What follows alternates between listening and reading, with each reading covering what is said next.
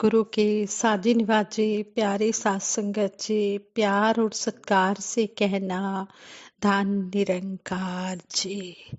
सात संगत जी, सतगुरु निरंकार दातार निरंकारी राजपिता जी, आप सात संगत माँ के आशीर्वाद से दासी ये विचार रखने जा रही है। आप जी ये विचार प्रवान करें, अगर कोई गलती हो जाए तो क्षमा करें। आज के विचारों का टॉपिक है श्रद्धा भक्ति विश्वास रहे, मन में आनंद का वास रहे, शुक्राने के भावों का इस दिल में सदा निवास रहे। सतगुरु दातार के चरणों में यही अरदास है। सच्चे बादशाह हम सब आप जी का हर पल शुक्राना करते रहें और श्रद्धा और विश्वास के साथ जब हम भक्ति करते हैं तो हमारे मन में आनंद का वास होता है। ये बात बिल्कुल सही है, लेकिन हमारा विश्वास जरा भी डावाडोल ना हो, हम अटूट विश्वास रखें। कहते हैं भक्तों ने विश्वास किया और कृष्ण को माना था भगवान, लाज भगत की कायम रखी, अतिवृष्टि से बचाई जान। जिस तरह द्रौपदी की किस तरह लाज रखी कि साड़ियों के ढेर लगा दिए और द्रौपदी की लाज बचा ली।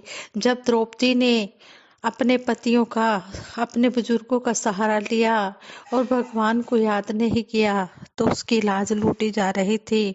लेकिन जब उसने देखा कि अब कोई भी मेरे काम नहीं आ रहा, दुनियावी सहारे सब झूठे हैं, उसने जैसे ही भगवान को याद किया, गोविंद बोलना था लेकिन गो ही बोला। भगवान श्री कृष्ण जी नंगे पांव द्रौपदी की लाज बचाने के लिए दौड़े चले आए।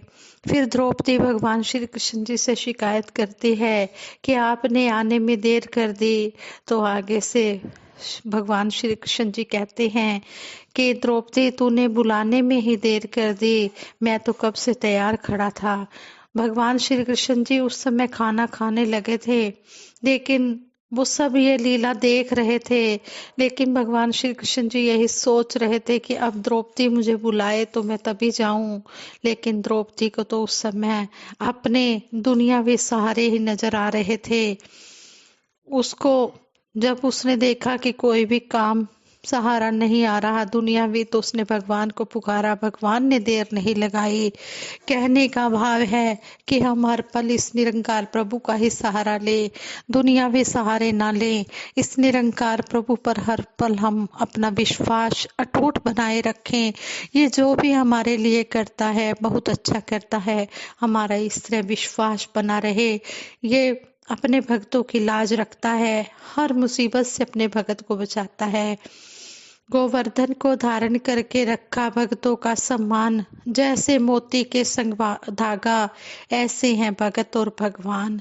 संतों को अपने सतगुरु के चरण कमल की आस रहे, श्रद्धा भक्ति विश्वास रहे, मन में आनंद का वास रहे। सतगुरु माता सुदीक्षा जी महाराज ने भी एक बार अपने विचारों द्वारा हमें समझाया कि जब तक मन में विश्वास ना हो तब तक असली भक्ति हो ही नहीं पाती है। भक्ति ही हमें आगे आनंद की अवस्था तक ले जाती है। महापुरुष समझा रहे थे कि विश्वास किस पर करना है, एक स्थायी चीज पर या क्षण भंगुर चीज पर, जिसका अस्तित्व अपने आप ही पल में कुछ है और कुछ समय बाद कुछ है, जिसमें तब्दीली आ जाती है, परिवर्तन आ जाता है, या जो खत्म हो जाने वाली है।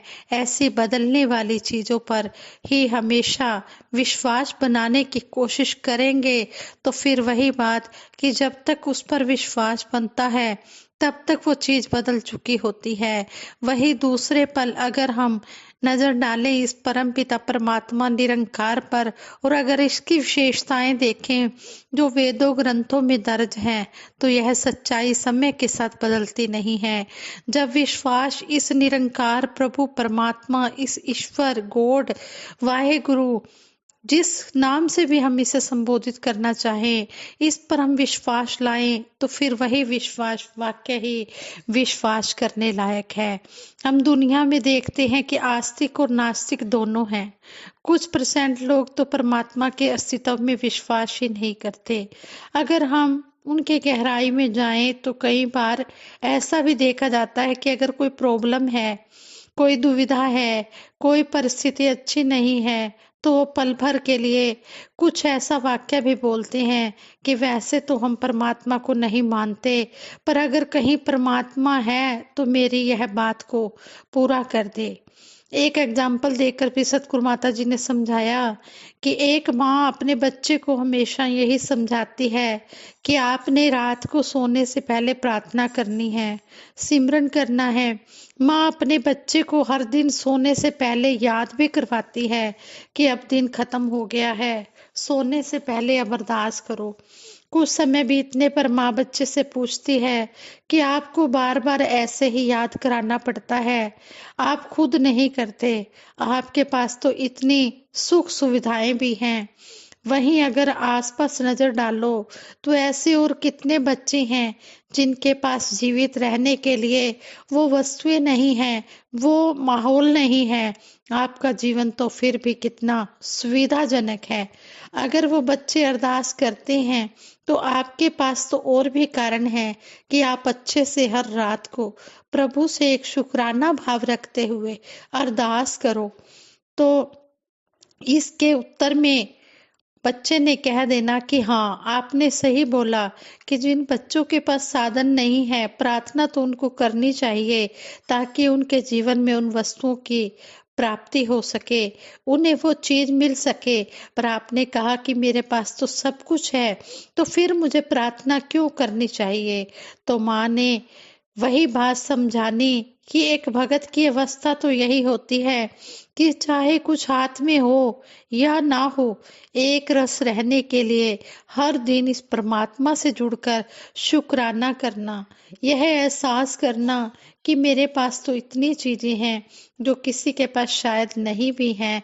तो उस स्थिति में जब भगत शुक्राना करता है कि वो अवस्था, वो भौतिक चीजें या वो सुविधाएं जिनका हम आनंद ले रहे हैं, वो अगर चली भी जाएं तो मन के भाव नहीं बदलते।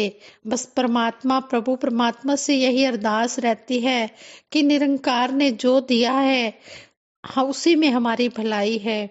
विश्वास रखने वाले या ना रखने वाले भक्तों की श्रेणी के भगत हर पल यही विश्वास पक्का करते हैं कि परमात्मा का ज्ञान जब मिलता है तो परमात्मा के रूबरू दर्शन से यह विश्वास की यात्रा शुरू होती है और हमारा विश्वास मजबूत बनता है।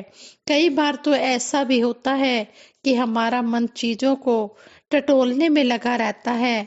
हम ऐसी सोच रखते हैं कि हर एक चीज की हम खुद एक बार जांच करें कि यह सत्य है भी कि नहीं। भक्ति की भी सबकी अपनी पर्सनल जर्नी ऐसी है कि किसी को तो पल भर में पक्का विश्वास आ जाता है कि जब ब्रह्म ज्ञान पाकर निरंकार के दर्शन हो गए तो अब विश्वास भी इतना पक्का होना कि आसपास वाला कोई डोलायमान भी करना चाहे तो नहीं कर पाता, क्योंकि उसने इतनी मजबूती पकड़ ली है। कई व्यक्ति ऐसे भी होते हैं, धीरे धीरे इस विश्वास के रंग में रंग उठते हैं और कई धीरे धीरे इसे आजमाते हैं। उन्होंने बार बार देखना कि यह हमारे भले के लिए है या कोई और स्थिति है, तो यह देखते हुए ही विश्वास पक्का होना। कभी कभी ऐसे भी दृश्य सामने आते हैं, सीन सामने आते हैं कि हमारा अपना मन ही विश्वास को साबित करने के लिए चालाकियां करता है। जैसे एक एग्जाम्पल भी है कि एक घर में एक शोपीस टूट गया। उस टूटे हुए शोपीस को मरम्मत के बाद वापस घर लाया गया तो महसूस हुआ कि उसका जो ओरिजिनल रंग था उसके लिए उसको वापस दोबारा प्रिंट करना पड़ेगा, क्योंकि मरम्मत के बाद कई दूसरे रंग भी उसके साथ जुड़ गए हैं। शोपीस के मालिक ने पेंटर को अपने घर बुलाया और कहा कि इस शोपीस को पीछे की दीवार के रंग से मैच कर दो। कई पेंटर आए पर थोड़ा बहुत फर्क रह ही जाता है। मालिक तो हूबहू रंग मैच करवाना चाह रहा था पर वैसा हो नहीं रहा था। एक और पेंटर आया और वह मालिक से बोला कि आप 1 घंटे के लिए यह जगह खाली कर दीजिए। फिर देखना आपको यह शोपीस बिल्कुल एक सा मैचिंग कलर का मिलेगा। अपनी चालाकी से वह पहले शोपीस को जिस रंग में पेंट करता है, पीछे की दीवार को भी ठीक उसी रंग का पेंट कर देता है। जब मालिक आता है तो वह बहुत खुश होता है कि अब यह बिल्कुल ठीक से मैच हो गया, जो मैं चाहता था उसी रंग का हो गया। वो खुशी से धन्यवाद देकर पेंटर को विदा करता है। वो पेंटर अब अपनी चालाकी की डींगे मारता है कि मैंने किस तरह उसको मूर्ख बना दिया। अगर हम अपने मन में चालाकी रखकर यह साबित करते जाएं कि हमने तो अपना विश्वास बढ़ाना था, पर हम ऐसी चालाकी कर देते हैं कि दुनिया की नजर में तो वाहवाही मिल जाती है, पर मन की चतुराई के कारण विश्वास बढ़ना तो क्या था, उल्टे दूसरे के साथ विश्वासघात हो गया। फिर वही बात कि हम हर एक के जीवन को जब देखते हैं तो कई बार ऐसा लगता है कि सामने वाला तो बहुत ही विश्वासी संत है। फिर हम क्या करते हैं, उसकी किसी विशेष चीज की कॉपी करने लग जाते हैं। हमारे मन में उसके प्रति विश्वास न होने के कारण अंतर भी होता है। यहाँ हम सिर्फ कॉपी नहीं करनी, यहाँ हमें सिर्फ कॉपी नहीं करनी, क्योंकि जहाँ विश्वास है वहाँ हमें कोई प्रूफ देने की जरूरत नहीं होती है। इस तरह दातार कृपा करे कि जहाँ सभी के मन में इस निरंकार प्रभु परमात्मा के प्रति विश्वास अटूट होता जाए, वहीं भक्ति को हर कोई अपनी मजबूत करते हुए हर स्थिति में आनंद महसूस करे। सतगुरु माता जी दुनिया में बांट रहे हैं ब्रह्म का ज्ञान, पाकर इनसे ब्रह्म की ज्योति कर लो निज घर की पहचान। श्रद्धा और विश्वास जगेगा, प्रभु का जो हो मन में ध्यान, भक्ति की खुशबू फैलेगी, मन में ना होगा अभिमान।